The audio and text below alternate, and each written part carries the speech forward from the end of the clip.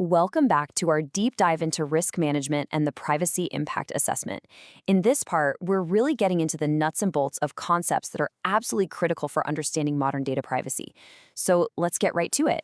All right, here's our game plan. We're going to walk through the entire privacy risk management lifecycle, from start to finish. We'll kick things off by understanding the potential damage, what we call privacy harms.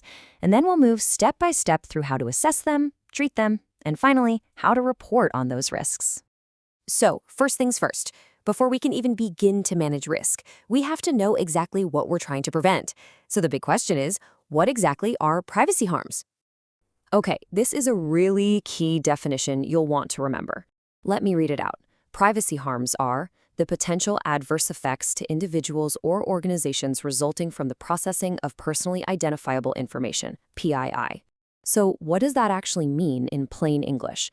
It's basically any negative thing that can happen to a person or a company because their personal data was used, shared, or stored improperly.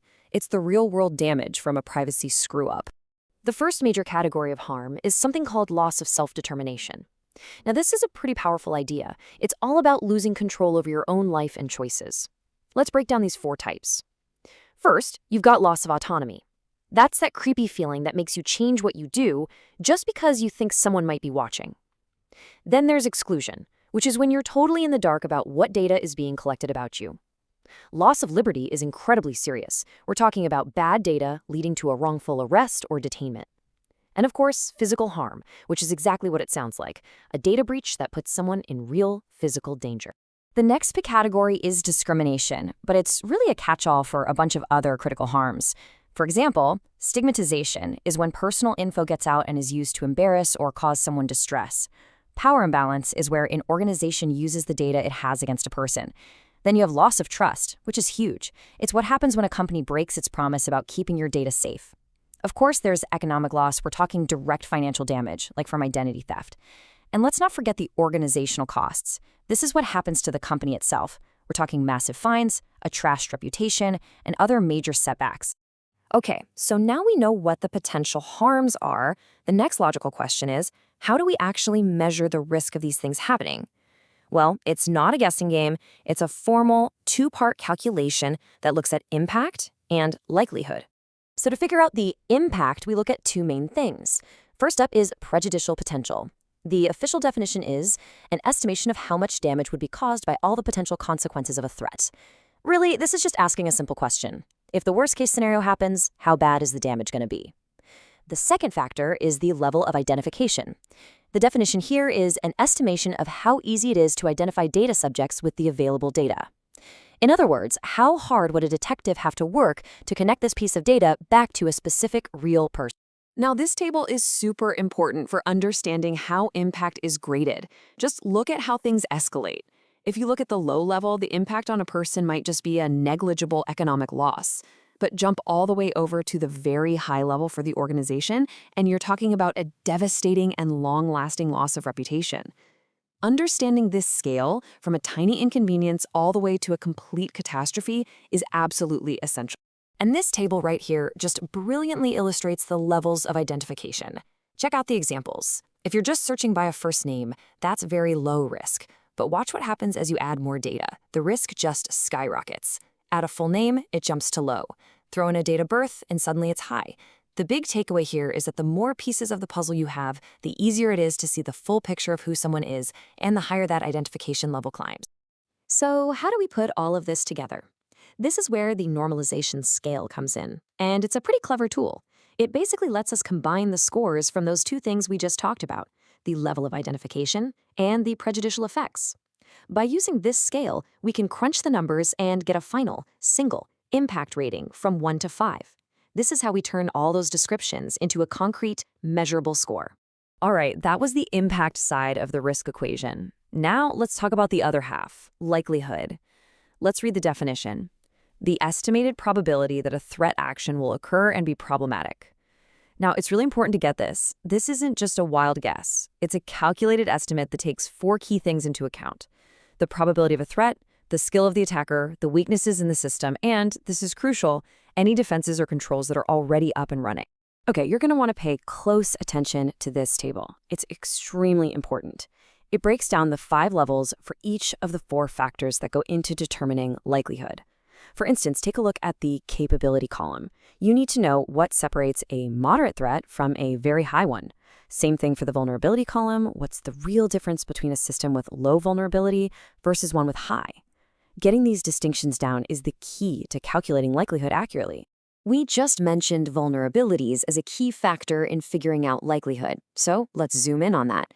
Let's look at the specific types of potential privacy vulnerabilities you need to know about. These are basically the weak spots an attacker is looking to exploit. So, vulnerabilities fall into a few different buckets. First, we have weaknesses in our technology and in our people. Technical vulnerabilities are those classic bugs you're always hearing about, flaws in the software code or a server that's not configured correctly. But human resource vulnerabilities can be just as bad.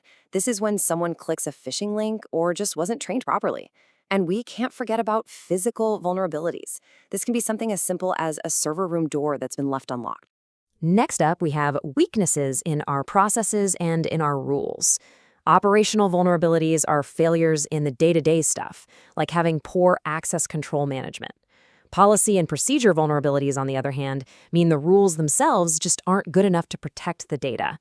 Understanding these categories is really important, especially things like access control and data masking, because they point you directly toward the kinds of countermeasures you'll need to put in place. Okay, so we know what the harms are, we know how to measure risk, and we know where the vulnerabilities are hiding. So, what do we do with all this information? Well, we use a formal process called a Privacy Impact Assessment, or a PIA. Let's walk through the main stages of this process together. This diagram lays out the entire PIA journey, and it's really important to see it as a continuous cycle, not a one-way street. It all starts with the PTA, or Privacy Threshold Analysis, which asks a simple question: do we even need to do a full PIA? If the answer is yes, we move into preparation, then the core assessment.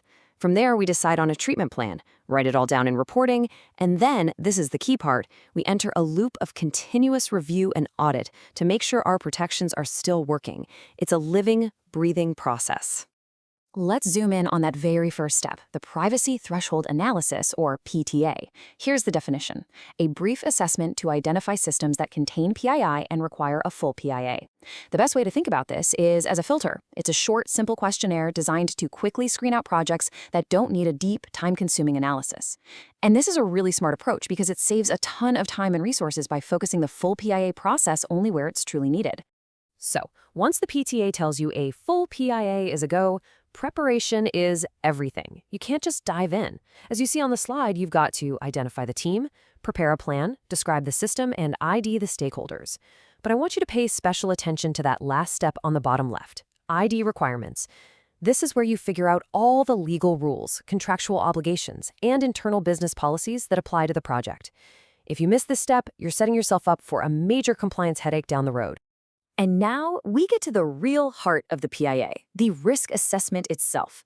It follows 3 very logical steps that you should remember in order. First is identification. You're just asking, what could possibly go wrong? What are the threats and vulnerabilities here? Second is analysis. This is where we do the math, using those impact and likelihood scales we just talked about to calculate the risk level.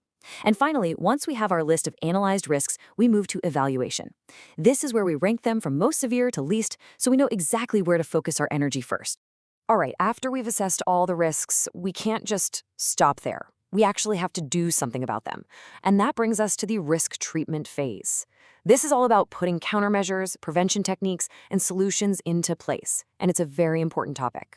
This table does a fantastic job of showing how an organization should respond to what it finds. The action you need to take is tied directly to the risk level you calculated.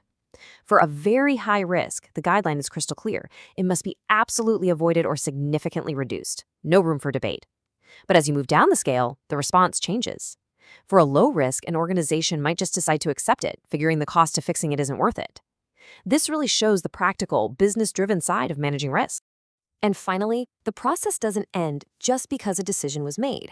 To truly close the loop, everything has to be properly documented and then continuously monitored to make sure the controls are actually working like they're supposed to. And that brings us to the final crucial steps in this whole cycle: implementation, reporting, and review.